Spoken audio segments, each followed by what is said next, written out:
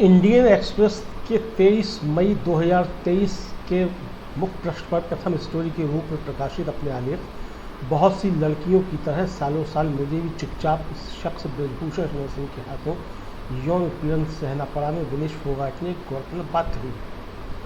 अब कोई डर नहीं बचा था, केवल इतना ही डर बाकी था कि हमें कुश्ती छोड़नी पड़ी। हमारा भरोसा है कि इस खेल के हमारे पास अभी 5 साल हैं, लेकिन ये सब प्रतिरोध करने के बाद कौन जाने भविष्य के गर्भ में हमारे लिए क्या है।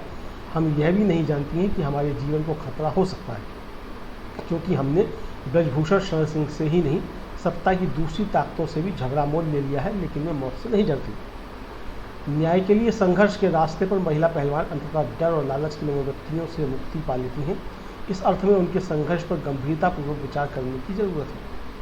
आलेख में फोगाट बताती हैं कि भारतीय कुश्ती संघ के अध्यक्ष ब्रजभूषण शरण सिंह द्वारा लंबे समय से किए जा रहे यौन उत्पीड़न के खिलाफ उन्होंने विभिन्न सरकारी प्रशासनिक संस्थाओं, भारतीय कुश्ती संघ WFI, खेल मंत्रालय, भारतीय ओलंपिक संघ IOA, भारतीय खेल प्राधिकरण SAI, निगरानी समिति OC, दिल्ली पुलिस आदि के आगे गुहार लगाई, लेकिन किसी ने उनकी शिकायत को गंभीरता से लेती उचित कार्रवाई नहीं की।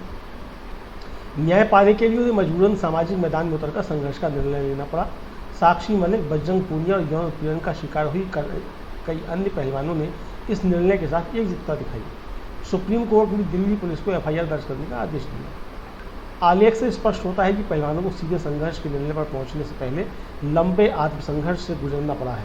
आज के अधिनायकवादी, कट्टरतावादी, राजनीतिक सामाजिक वातावरण में डर और लालच पर जीत हासिल कर लेना एक बड़ी उपलब्धि मानी जाएगी।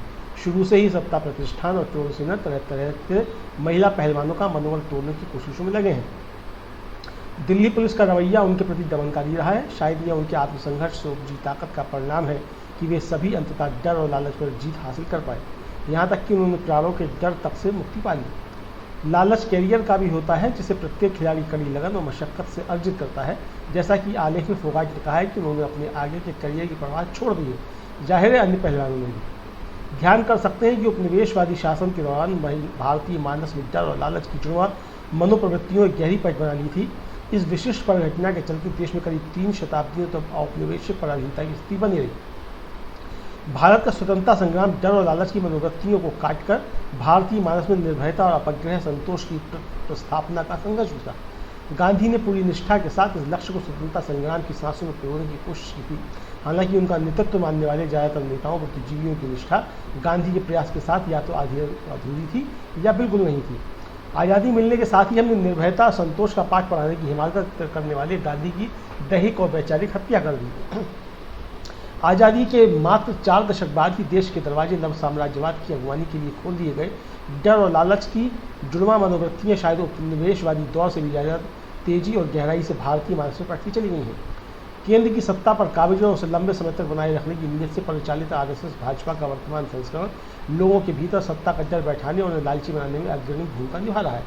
लेकिन भाजपेतर शासक अभिजन रूलिंग लीग भी अपने सत्ता क्षेत्र में यही भूमिका निभाता है। एक न्यायपूर्ण व्यवस्था के लिए डर और लालच का फंदा काटना जरूरी है। 2-4 नागरिक भी ऐसा करते हैं तो उसका स्वागत किया जाना चाहिए। महिला पहलवानों ने यह किया है। न्याय करने वाली संस्थाओं व्यक्तियों के अभी तक के रुख से विश्वास नहीं बनता कि ब्रजभूषण शरण सिंह की गिरफ्तारी होगी और उन पर मुकदमा चलेगा।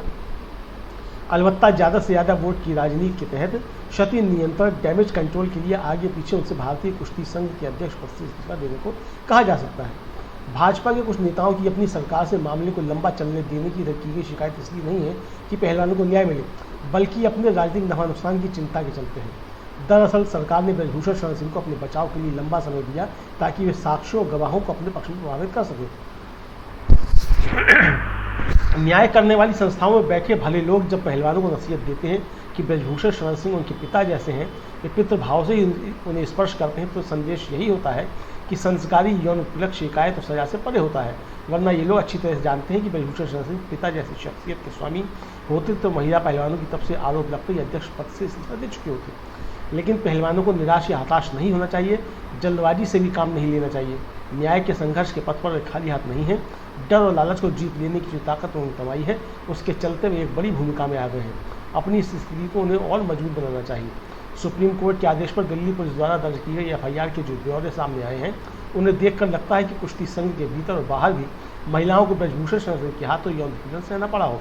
7 महिला पहलवानों को सीधे संघर्ष को देखकर चुप रह जाने वाली ऐसी महिलाओं को न्याय मिलने की उम्मीद बंधी हो सकती है।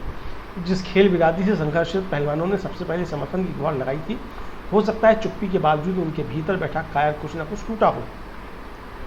जो नागरिक जंतर मंतर पर उनके समर्थन में पहुंचे, हो सकता है वे निर्भयता और आत्मप्रतिष्ठा की कीमत पर लालच का शिकार न होने का कुछ सबक लेकर लौटे हों।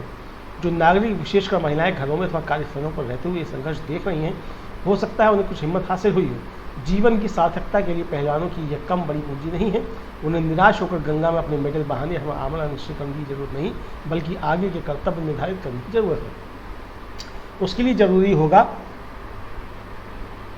कि समर्थकों सलाहकारों का पूरा सम्मान करते हुए पहले की तरह अपने फैसले खुद करें। यह बात उनके समर्थकों सलाहकारों को भी समझनी चाहिए, खासकर उन्हें जो अपनी सफलता के लिए पहलवानों को पीछे धकेलकर खुद आगे रहना चाहते हैं। देश में राजनीतिक विमर्श जिस निम्नतम धरातल पर पहुंच चुका, उसके चलते पहलवानों के प्रतिरोध के पीछे राजनीतिक स्वार्थ सिद्धि के आरोप स्वाभाविक हैं। खिलाड़ियों का चरित्र हनन करने, उन पर कीचड़ उछालने, उनके संघर्ष को जातिवादी अथवा क्षेत्रवादी बाड़ों में कैद करने का काम भी फैसला होने तक चलते रहना है। कुछ भले पूर्व और वर्तमान खिलाड़ी उपदेश देते रहेंगे कि खेल और राजनीति को नहीं मिलाना चाहिए। पहलवानों के सब में उलझे बगैर देश के नागरिक और प्रतिष्ठित खिलाड़ी की पहचान के साथ अपना संघर्ष जारी रखना चाहिए।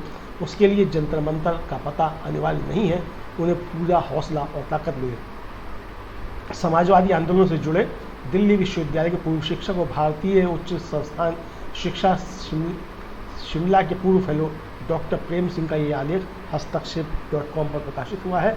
आशा है आपको ये आलेख पसंद आया होगा। हमारे चैनल को सब्सक्राइब अवश्य करें। धन्यवाद।